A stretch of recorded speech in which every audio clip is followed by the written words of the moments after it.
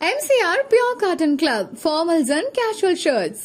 ரகங்கள் பலவிதம், ஒவ்வொன்றும் உலகத்தரம். தமிழக உற்பத்தியில் உங்கள் அனுஜ் டைல்ஸ். பாரம்பரியமான சுவையான புது அறிமுகம் KTV True Value Gronotyl.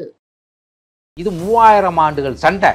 ஆரியர்களுக்கும் தமிழருக்குமான சண்டை. என் மொழியை, என் நிலத்தை, என் மக்களை கொன்றொழித்து கொண்டே வந்துட்டு இருக்குது. அப்ப நீங்க இதையெல்லாம் விட்டுட்டு போய் பார்ப்பனியத்தை கட்டி காக்கிற கோபால்ஜியும் குருமூர்த்தியும் நிர்மலா சீதாராமனையும் போய் சந்திச்சுட்டு வந்த பிறகு கொள்கை முடிவு அதுவே தப்பா இருக்கு. உதவுறதுக்காக ஒரு கோரிக்கை கூட வைக்க போலாம்.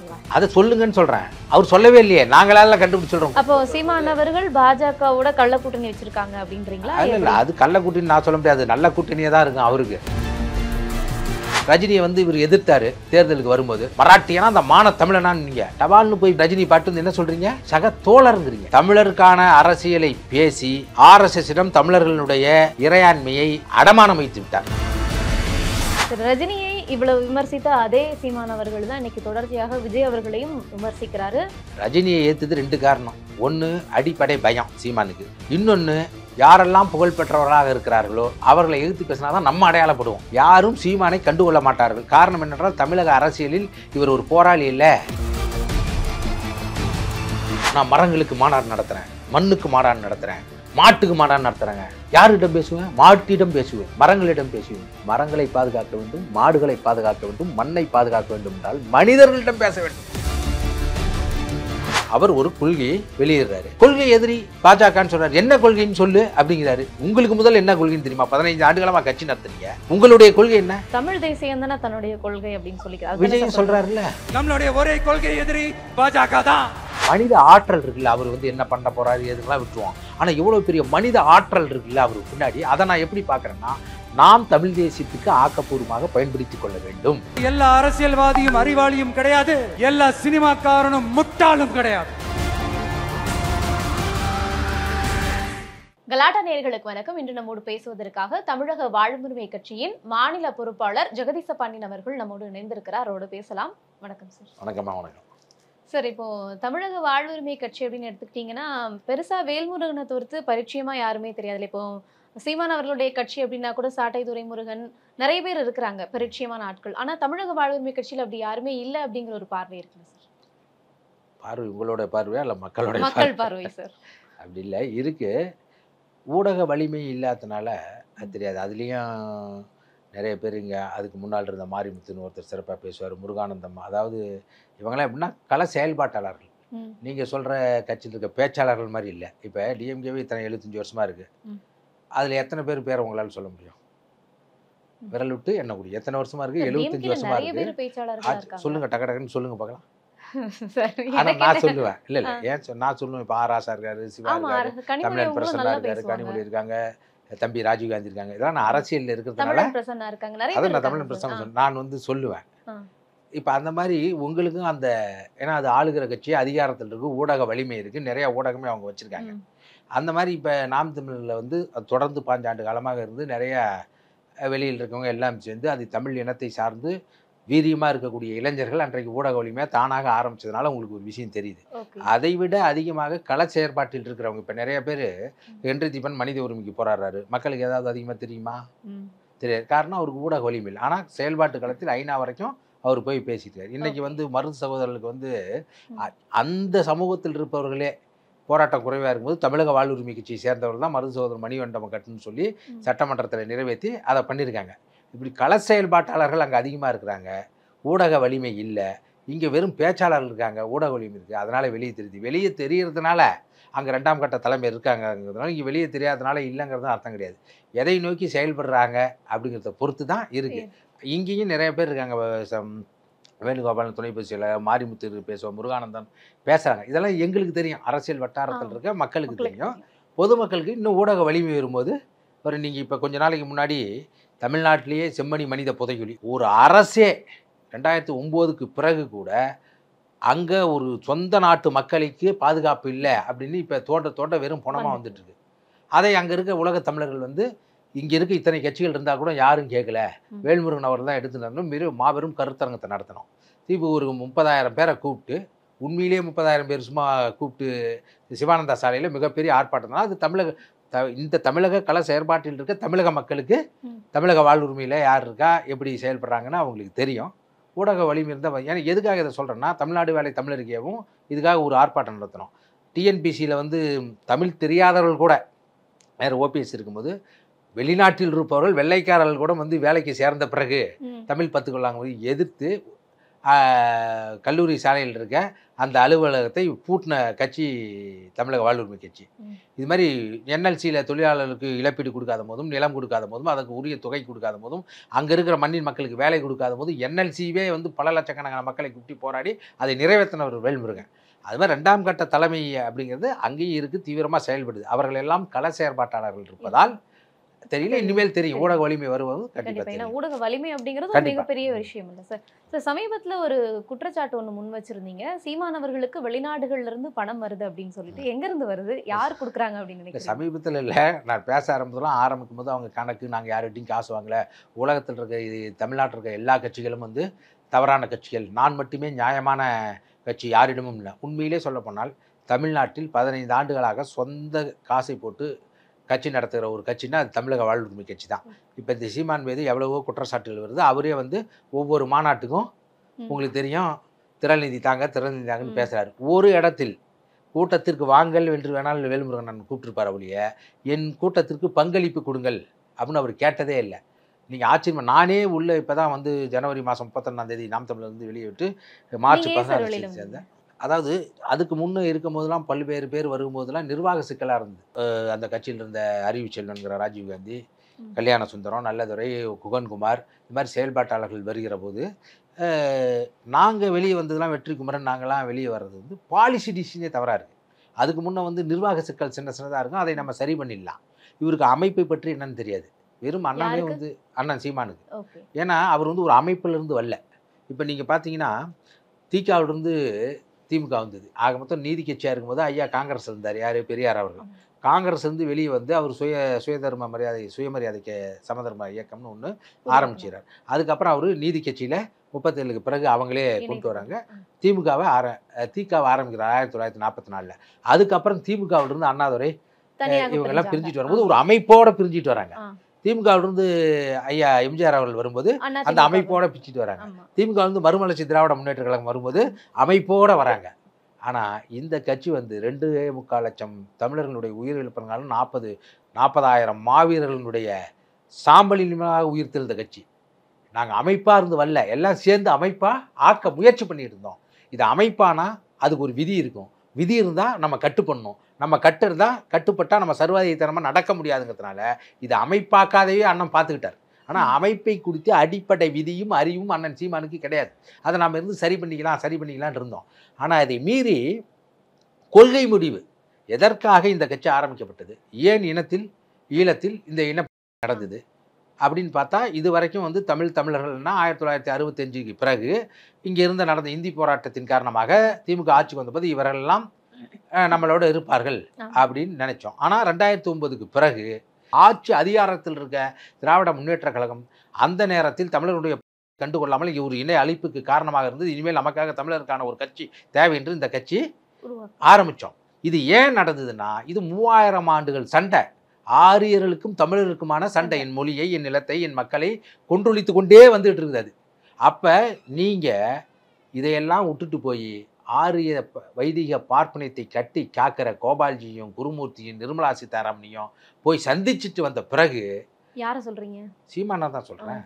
அதான் பாலிசி டிசிஷன் தப்பாக இருக்குது, கொள்கை முடிவு அதுவே தப்பாக இருக்குது. நீங்கள் போய் எதுக்கு குருமூர்த்தி போய் பார்க்குறீங்க? இந்த இனத்துக்கு ஏதாவது அவர் உதவ போகிறாரா? உதவுறதுக்காக ஒரு கோரிக்கை கூட வைக்க போகலாம்ல. அதை சொல்லுங்கன்னு சொல்கிறேன். அவர் சொல்லவே இல்லையே, நாங்களால கண்டுபிடிச்சு சொல்கிறோம். குருமூர்த்தியை போய் பார்த்துட்டு வந்து தைரியமாக அண்ணன் சீமானை சொல்லுங்கள். இன்றைக்கி வைகோவுடைய பையன் துறை வைகோ போய் நிர்மலா சீதாராமன் பார்த்துட்டு வந்தார். அவங்க ஒரு மாற்று சித்தாந்தத்தில் இருக்குங்க, இவங்க திராவிட இயக்க சித்தாந்தம் இருக்குங்க, அவங்க RSS பிஜேபி சித்தாந்தம் இருங்க. பார்த்துட்டு வந்து நான் திருச்சிக்கு அங்கே நான் இருக்கிற பகுதிகளுக்கு சரக்கு ஏற்றுமதி நிலையத்தை கேட்க போனேன்னு அவர் சொல்கிறாருல்ல. அது மாதிரி அண்ணன் சீமான் அவர்கள் சொல்லட்டும், நான் நீட்டுக்கு எதிராக போனேன், பரந்தூர் விமான நிலையத்தை தடுக்க போனேன், 8 வழி சாலை எக்ஸ்பிரஸ் வேணும் அரசு கொண்டு வரும்போது அவர்கள் பாஜகவோட கள்ள கூட்டணி வச்சிருக்காங்க அப்படின்றீங்களா? இல்லை, அது கள்ள கூட்டணி நான் சொல்ல முடியாது, நல்ல கூட்டணியே தான் இருக்கும் அவருக்கு. அவர் வந்து தமிழக பாஜகவினுடைய தமிழ் மாநில குழுவே அவர், பி டீம் ஏ டீம்லாம் இல்லை. அவர் பிஜேபியில் இருக்கிற ஆர்எஸ்எஸ், பஜ்ரங்க தள், விஸ்வ இந்து பரிஷத்து, இந்து மகாசபை மாதிரி அது ஒரு ராம் தமிழர் கட்சியினுடைய அமைப்பு. நாம் தமிழர் இல்லைங்க, ராம் தமிழர். ஆமாம், பிஜேபியினுடைய ராம் தமிழர், தமிழ் பேசுகிற ஒரு அமைப்பு. அங்கே வந்து ஐயா ஹெச் ராஜா வந்து தமிழர்களுக்கு எதிராக ஒரு கருத்து பேசினா அபர்சன் வந்துடுது, கோபம் வந்துடுது.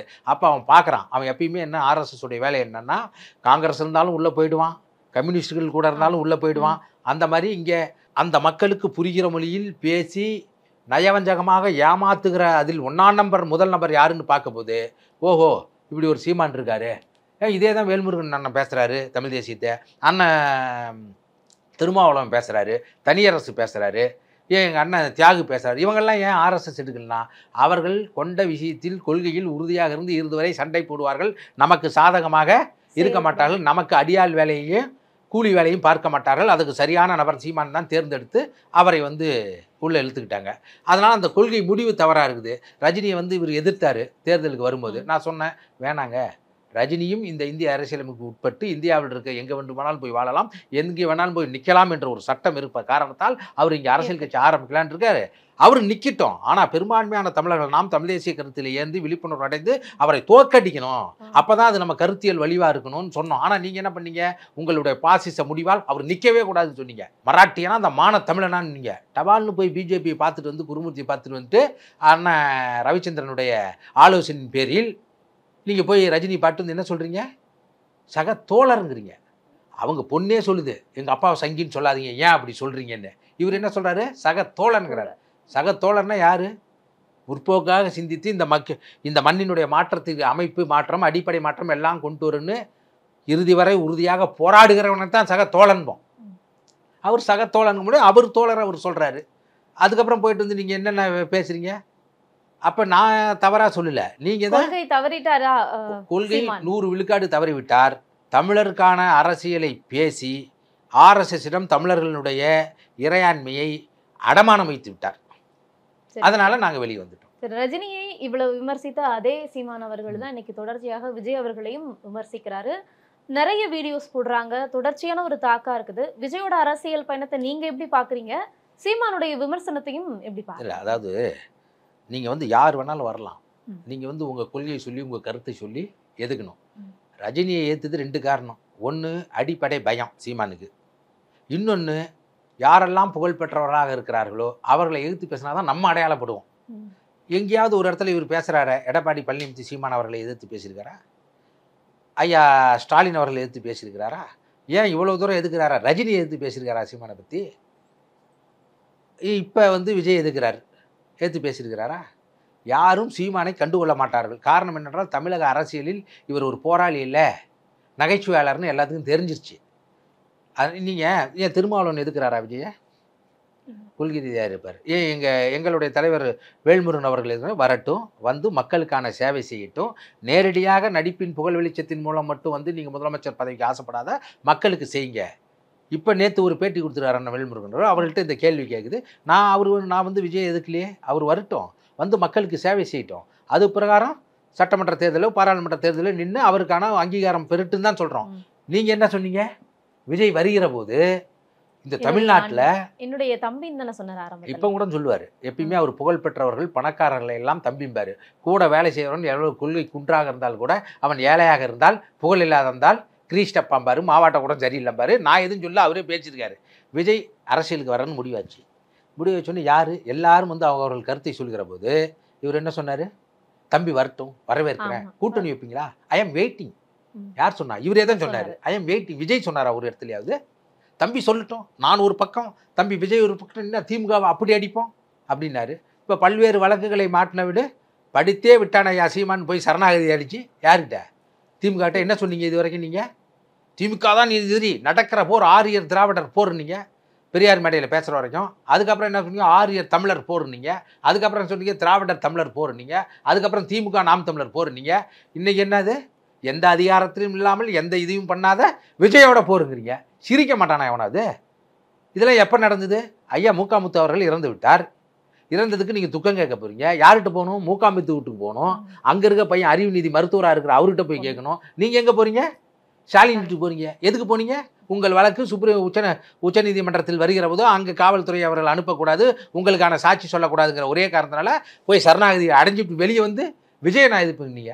விஜயா பரந்தூர் விமான நிலையத்தை கொண்டு வந்தார், விஜயா நீட்டை கொண்டு வந்தார், விஜயா எட்டோலி சாலையை கொண்டு வந்தார், விஜயா பழவந்தாங்கல் அம்பானி அதானி இதை கொண்டு வந்தார், விஜயா வந்து துப்புரவு தொழிலாளர்கள் பணியை தனியார் மயமாக்க கொண்டு வந்தார். அவர் ஒரு கட்சி ஆரம்பித்து போன்ற வருஷம் ஆகுது. அது வந்து பச்சிளம் குழந்தை அரசியலில் பார்த்தா. நீங்களே வந்து விஜய் கட்சி ஆரம்பித்தா வாழ்த்துக்கள் போட்டிங்க, விஜய் கொடி அறிமுகம் பண்ணால் வாழ்த்துக்கள் போட்டிங்க, விஜய் பந்தக்கால் நட்டா போட்டிங்க, நீங்கள் வந்து இவருக்கு புஷி ஆனந்துக்கு பிறந்த நாளுக்கெல்லாம் வாழ்த்து போட்டிங்க. அவங்க ஒரு காலம் உங்களை அண்ணன்னு சொல்லலை, அவங்க எதுவும் உங்கள் கட்சியை பற்றி சொல்லலை. இன்றைக்கி நீங்கள் வந்து என்ன சொல்கிறீங்க? அவர் என்ன சொன்னார்? அவர் ஒரு கொள்கையை வெளியிடுறாரு, கொள்கை எதிரி பாஜகன்னு சொல்கிறார். என்ன கொள்கைன்னு சொல்லு அப்படிங்கிறாரு. உங்களுக்கு முதல்ல என்ன கொள்கைன்னு தெரியுமா? 15 ஆண்டுகளமாக கட்சி நடத்துறீங்க, உங்களுடைய கொள்கை என்ன? நேற்று ஒரு கொள்கையாக இருக்குது, இன்னொரு கொள்கை இருக்குது, நாளைக்கு ஒரு கொள்கையாக இருக்குது. தமிழ் தேசியம் தானே தன்னுடைய கொள்கை அப்படின்னு சொல்லிக்கிறார். விஜய் சொல்கிறாருல்ல, இல்ல உண்மையாக சொல்லிட்டுங்களா? சீமானுக்கு தமிழ் தேசியம்னா என்னன்னே தெரியாது. தமிழ் தேசியம் என்னன்னு அவரை கூப்பிட்டு வந்து கேட்டுருங்க, அவர் சொல்லட்டும் டெஃபினேஷனு. சீரியஸாக சொல்கிறேன். விஜய் அதானே சொல்கிறாரு, இந்த மண்ணினுடைய இரு கண்கள் திராவிடம் தமிழ் தேசியம். ஏன் எதுக்குறீங்க? விஜயாவது இந்த மண்ணில், இந்த தமிழக மண்ணில் தன்னை ஜோசப் விஜய்னு சொல்லுகிறார், சொல்லி அரசியல் நடத்துகிறார். இந்த மண்ணில், இந்த சமூக நீதி மண்ணில் மார்க்சிய பெரியாரிய அம்பேத்கரை கருத்துக்களை உள்வாங்கி கொண்டு இதுவரைக்கும் வந்தவர்கள் எல்லாம் ஆட்சி நடத்துகிற மண்ணில் நான் ஒரு கிறிஸ்தவன் ஜோசப் விஜய், மத சிறுபான்மையினரை இங்கு அரசியல் நடத்தக்கூடாது என்று எந்த மக்களும் சொல்லவில்லை, நான் இதே பேருடன் வந்து அவர் சொல்கிறார் அதிகாரத்தை கைப்பற்றுவோம் சொல்கிறார். நீங்கள் சொல்லுங்கள், எதுக்கு உங்கள் பேரை வந்து செபாஸ்டின் சீமானை வந்து செந்தமிழன் சீமானை எதுக்கு மாற்றுறீங்க? உங்கள் அடையாளத்தை எதுக்கு மறைக்கிறீங்க? நீங்கள் அந்த அளவுக்கு ஆண்மை இருக்கா? நீங்கள் விஜய் போய் பேசுறதுக்கு என்ன இருக்கு? அண்ணன் திருமாவளவன் அவங்க அப்பா பேரை பண்ணுறாங்கன்னா அந்த விடுதலை சிறுத்தைகளுடைய அமைப்பில் எல்லோரையும் தமிழ் பேராக மாற்றினார் அண்ணன். அதை தன் தந்தையிடமிருந்து தூக்குவோம் என்று ராமசாமி என்ற பேரை தொல்காப்பியன் மாற்றினார். நீ என்ன நோக்கம்? அவர் என்ன நோக்கத்துக்கு மாத்தினார்? நீ என்ன நோக்கத்துக்கு மாத்திர? இது எதுக்கு சொல்கிறேன்னா, அதே அடையாளத்தோடு வெல்கிற போது தான் இந்த இந்தியாவிலேயே தமிழ்நாடு மண் முற்போக்கான மண்ணாக இருக்கிறது. இங்கு கிறிஸ்தவர்களாக மதத்தின் மார்க்கத்தின் அடிப்படையில் இருந்தால் கூட இனத்தின் அடிப்படையில் தமிழர்கள் ஒற்றுமையாக இருக்கிறார்கள் என்று பதிவு செய்ய முடியும். ஆனால் நீ என்ன பண்ணுற? இதை மறைச்சிக்கிட்டு நெத்தியில் குங்குமத்தை வச்சுட்டு நீரை வச்சுட்டு நடிக்கிற. இதில் போய் நீங்கள் வந்து திருச்சியில் வந்து கிறிஸ்தவர்கள் பதில் சொல்கிறேன்னு போகிறீங்க. சிறுபான்மையரை சாத்தானின் குழந்தைங்கன்னு சொல்கிறேன். நீங்கள் இவங்களுக்கெல்லாம் இந்த கிறிஸ்தவர்கள்லாம் சொல்கிறேன், சீமானுக்கு கிறிஸ்தவத்தை பற்றி என்ன தெரியும்? அவரே கேட்குறாரு, அங்கே இருக்கிறவங்களே கேட்குறாங்களா பைபிளை படிச்சுட்டு வாப்பா அப்படின்னு. அவங்க அப்பயும் வந்து பைபிளை பற்றி சொல்ல, அதில் இருக்கிற விஷயத்தில் நீங்கள் தவறாக சொல்லாதீர்கள். பைபிளுடைய சாராம்சம் நான் புரிஞ்சிட்டு வரைக்கும் இயேசுநாதர் மாதிரியான ஒரு புரட்சியாளர் யாரும் கிடையாது. நீங்கள் என்னெல்லாம் பேசுகிறீங்க இதுக்கு முன்னே? என்னப்பா நீ வந்து இது வச்சு தண்ணியில் வந்து இது வச்சா ரசம் ஆகிடும் அப்படின்லாம் பேசுறீங்களா? வாங்க இந்த உப்பு தண்ணியில் வந்து கடல் நீரில் வச்சு தண்ணி ஆக்கி குடிநீராகன்னு கிண்டலாக பேசணும் தான் நீங்கள் எப்படி நீங்கள் பேசுவீங்க? சொந்த கட்சியில் நடக்கிற தவறுகளை தட்டி கேட்க முடியல, ஒரு ஞானம் இல்லை, கணக்கு வழக்கு சரியா இல்லைன்னு இயேசுநாதர் சண்டை போட்டிருக்காரா இல்லையா? உன் கட்சியில் கணக்கு வழக்கு சரியா இருக்கா? நீங்கள் எப்படி மற்ற கட்சியை பற்றி பேசுவீங்க? சொல்லுங்கள். அது ஆட்சி ஆள்றான், ஒரு வெள்ளை அறிக்கை கொடுங்க, கணக்கு காமிக்காங்க. இது வரைக்கும் 15 ஆண்டு காலமாக நீங்கள் காசு எங்கேருந்து வந்து கேட்டீங்க சொல்கிறேன். நீங்கள் எத்தனை தடவை நீங்களே நிதி கேட்டுறீங்களா? திரள் நிதி என்றைக்காவது நீங்கள் இவ்வளோ வசூலாகுது, இவ்வளோ செலவு பண்ணிருக்கிறோம்னு இதை நீங்கள் அறிவிச்சிங்களா? அப்புறம் எப்படி மற்ற கட்சியில் கேட்டீங்க? மத்திய அரசுக்கு சொல்கிறேன், நாங்கள் கூடி ஆளுவோம். தமிழர் ஒரு தடவை ஆகட்டும், ஆந்திரர் ஒரு தடவை ஆகட்டும், கேரளர் ஒரு தடவை ஆளுட்டுன்னு சொல்கிறீங்க. சிறப்பு, ஒவ்வொரு வருஷம் ஆளுட்டுன்னு சொல்கிறீங்க. இதே கட்சியில் நீங்கள் மட்டுமே தான் தலைமை ஒருங்கிணைப்பாளர் இருக்கீங்களா? வேறு யாரும் இல்லையா? 2ஆம் கட்டத்தில் கூடி ஆளும்னு சொல்ற முடியாதா? சொந்த கட்சிக்கு பொதுச் செயலாளரை போட்டு அதை வெளியிடுகிற ஆண்மை கூட உங்களுக்கு இல்லையா? நீங்க எப்படி மற்ற கட்சின்னு சொல்ல முடியும்? சார் ஆரம்பத்துல பேசும்போது அந்த வெளிநாட்டுல இருந்து யாரு பணம் கொடுக்குறாங்க சார்? புலம்பெயர்ந்து போன தமிழர்களும் இப்ப வர்றது குறைஞ்சிருச்சு. ஏன்னா இவருடைய எல்லா வந்து இந்த இனத்துக்காக உழைக்காமல் இந்த இனத்தை வைத்து பணத்தை மட்டுமே பெருக்குகிறார் என்று தெரிந்த காரணத்தினால் இப்போ வந்து ரொம்ப குறைஞ்சிச்சுன்னு அங்கே சொல்றாங்க. அதனால என்ன பண்றாரு இவரு? இங்க இருக்க அரசியல்வாதியிடம் அனைவரிடமும் பணம் வாங்க ஆரம்பிச்சார். நீ வந்து என்ன பண்ணுறீங்க? நான் மரங்களுக்கு மாநாடு நடத்துகிறேன், மண்ணுக்கு மாநாடு நடத்துகிறேன், மாட்டுக்கு மாநாடு நடத்துகிறேங்க. யாரிடம் பேசுவேன்? மாட்டிடம் பேசுவேன், மரங்களிடம் பேசுவேன். இதெல்லாம் ஏதாவது மூலர்கள் செய்யணும்னா மரங்களை பாதுகாக்க வேண்டும், மாடுகளை பாதுகாக்க வேண்டும், மண்ணை பாதுகாக்க வேண்டும் என்றால் மனிதர்களிடம் பேச வேண்டும், மனிதர்களிடம் பேச வேண்டும். அதுக்கு மாற்றா நம்மளே இருக்கணும். பேசினா போதாது, செயல்படுத்தணும் இல்லையா? இப்போ இயற்கை விவசாயத்தை பாதுகாக்கணும், நஞ்சில்லா உணவுங்கிறது தமிழக வாழ்வுரிமை கட்சியினுடைய கொள்கை. அவரே தன்னுடைய சொந்த நிலத்தில் அண்ணன் தம்பிலாம் கூட்டா இருக்க ஒரு நிலத்தில் 300 ஏக்கரை இயற்கை விவசாயம் பண்ணுறாரு, நஞ்சில்லா உணவு பண்ணுறாரு, குறைந்தபட்சம் கடைபிடிக்கிறார் அண்ணன் வேல்முருகன் அவர்கள். நீங்கள் அப்படி ஏதாவது எத்தனை இடத்துல தோட்டம் வாங்கி போட்டுறீங்க? ஏதாவது இயற்கை விவசாயம் பண்ணுறீங்களா? மாடுகளை பாதுகாப்புன்னு போட்டிங்க, போய் அங்கே என்ன போடுறீங்க? கெடமாட்டு தயிரை போட்டு அப்படியே பழைய சொத்தை சாப்பிட்டு வதக்கெல்லாம் வச்சு சாப்பிட்டுன்னு வீடியோ போடுறீங்க உங்கள் கட்சிக்கார. பசுமாடை பாதுகாக்கணும் என்று பிஜேபி சொல்வதற்கும் நீங்கள் சொல்கிறதுக்கு என்ன வித்தியாசம் இருக்குது? ஏன் எருமாடை வச்சு போட வேண்டியதானே? ஏன்னா அது கருப்பாக இருக்குது, அது யமனின் வாகனம். அப்போ நீங்கள் பிஜேபிக்கு வலு சேர்க்கிற வேலையை தானே செஞ்சுட்ருக்கீங்க. ஏன் நீங்கள் மாடை வாங்கி வளர்க்கலாம் பார்க்கலாம். அண்ணன் சீமான் அவர்கள் அவர் ஊரில் 2-3 ஏக்கரை காடு இருக்குது, வெளியே வாங்கி வச்ச காடுலாம் இருக்குது இல்லை, எருமை மாடுகளாக வாங்கி. ஏன்னா பசுமாடு புனிதம், அது பிஜேபியினுடைய கருத்து. எருமை மாடுகளாக வாங்கி வளங்கலாம் பார்க்கலாம். மரங்களை வழங்கணும்னு பார்க்குறீங்க. பல கோடி பண திட்டம்னு அறிவித்து நாம் தமிழர் கட்சியில் இருக்க முன்னாள் வீரியமான தம்பிமார்கள் பல லட்சம் விதைப்பந்துகளை வீசி பனைமரத்தை வளர்த்தாங்க. அங்கே போய் போடுங்க. போய் மரங்களை பாதுகான்னு மரம் வெட்டுறவங்கலாம் நீங்கள் வேணும். உங்கள் வீட்டில் நான் கேட்குறேன், என்றைக்காவது பேசுகிற நீங்கள் கடைபிடித்தீர்களா? சுற்றுச்சூழல் பாதுகாப்பு பாசறைன்னு வச்சுருக்கீங்களே, சுற்றுச்சூழல் பாதுகாப்பு பாசறைக்கு மாநாடு நடத்துக்கிறதுக்கே நீங்கள் நெகிழியில் பதாகையில் அடித்து வைக்கிறீங்க. நெகிழி ஒழிப்பது இல்லை இல்லையா? குறைஞ்சபட்சம் துணியில் அடிக்கணும்னு பல தடவை நான் சொல்லியிருக்கேன். காசு அதிகம் தான், நம்ம அப்போ தானே மாற்றத்தை கொண்டு வரோம். நம்ம கட்சிக்காரர்கள் அதை கடைபிடிக்கணும். யாராவது பாத்திரம் வச்சுக்கிட்டு மஞ்சள் பை எடுத்துகிட்டு போகிறீங்களா? போய் ஒரு கறி வாங்கணும், இல்லை பாத்திரம் வாங்கணும், எண்ணெய் வாங்கணும், நீங்கள் பிளாஸ்டிக் பாத்திரம் பயன்படுத்தாத இருக்கீங்களா? நீங்கள் கடைபிடிக்கணும்ல. மரங்களை பாதுகாக்கணும். உன் வீட்டில் அளவுக்கு மீதியாக வேஸ்ட்டாக நீங்கள் வந்து எந்த மரக்கலன்களை நீங்கள் பயன்படுத்தாது இருக்கிறீங்க சொல்லுங்கள். அதுக்கு மாற்று என்ன? நீங்கள் கடைபிடித்தா தானே ஒரு கம்யூனிட்டியாக தனித்த சமூகமாக வாழ்ந்து கடைபிடிக்கும் போது தானே உங்களை ஃபாலோ பண்ணுவான். மரம் வெட்டுறவங்கிட்ட காசு வாங்குறது, மண் அள்ளுறவங்கிட்ட காசு வாங்குறது, கனிம வளங்கள்கிட்ட காசு வாங்குறது, மேடையில் மட்டும் பேசுறது. அப்புறம் எப்படி இதை நிறைவேற்ற முடியும்? நான் பேசல, உங்கள் கட்சிக்காரனே போடுறான்ல. இறுதியாக ஒரு கேள்வி சார், விஜய் அவர்களுடைய அரசியல் வருகை எப்படி பார்க்குறீங்க? அது இந்த எலெக்ஷனில் என்ன மாதிரியான தாக்கத்தை? அது தெளிவாக தமிழக வாழ்வுரிமை கட்சியில் அண்ணன் வேல்முருகன் அவர்கள் பல்வேறு முறை சொல்லிவிட்டார். அந்த கருத்து விஜய் அரசியலுக்கு வருவது எந்த இதுவும் இல்லை, புரியுங்களா? அவர் கொண்ட கொள்கையும் திராவிடமும் தமிழ் தேசியம் என்று சொல்கிறார். இவ்வளோ பெரிய மனித ஆற்றல் இருக்குல்ல, அவர் வந்து என்ன பண்ண போகிறாரு எதுங்களாம் விட்டுருவோம். ஆனால் இவ்வளோ பெரிய மனித ஆற்றல் இருக்குல்ல அவர் பின்னாடி, அதை நான் எப்படி பார்க்குறேன்னா, நாம் தமிழ் தேசியத்துக்கு ஆக்கப்பூர்வமாக பயன்படுத்தி கொள்ள வேண்டும். அது இந்த மண்ணின் வளத்திற்கு அவர் அரசியல் தெரியாமல் இருந்தால் கூட அவர்களுக்கு அரசியல் படுத்தி, ஏன்னா இப்போ அங்கே இருக்கிறவங்களாம் வெறும் வந்து ஏதோ வானத்திலிருந்து குதிச்சோ வேறு மாநிலத்திலிருந்தோ கொண்டு வந்தவர்ல. எங்கள் சொந்தக்காரன் இந்த கட்சியில் இருக்கிற இங்கே அதிமுக, திமுக, பிஜேபி, காங்கிரஸ், நாம் தமிழர் இருக்கிற சொந்தக்காரர்களுடைய பிள்ளைகள் தான் அங்கே இருக்கான். அவன் வேற்று கிரகத்திலிருந்து இல்லை. அவனை அரசியல் படுத்த வேண்டியது இங்கே இருக்க அத்தனை தமிழர்களையும் தமிழ் தேசியவருடைய வேலை இது. அவர்களை அரசியல் படுத்தி அவர்கள் இந்த மண்ணினுடைய வளத்திற்கும் மக்கள் நலத்திற்கும் போராட வேண்டும், உழைக்க வேண்டும் என்று அவர்களை மாற்றுவது தான் எல்லாத்துடைய வேலையை நான் நினைக்கிறேன். அதனால் நான் வந்து அதை எப்படி பார்க்கல. அவர் ஆரோக்கியமாக அந்த இளைஞர்களை வழிநடத்தி கொள்ள வேண்டும், நல்லது சொல்லி அவர்களை அரசியல் படுத்த வேண்டும், அரசியல் படுத்தியவர்களை அதிகாரத்துக்கு கொண்டு வந்து நல்லதை செய்ய வேண்டும் நம்ம நினைக்கிறோம். கண்டிப்பா. நன்றி சார். நிகழ்ச்சியில் நிறைய விஷயங்கள் பகிர்ந்துக்கிட்டீங்க. நன்றி. சிறப்பு. MCR Pure Cotton Club, formals and casual shirts. ரகங்கள் பலவிதம், ஒவ்வொன்றும் உலகத்தரம். தமிழக உற்பத்தியில் உங்கள் அனுஜ் டைல்ஸ். பாரம்பரியமான சுவையான புது அறிமுகம் KTV True Value Bronatile.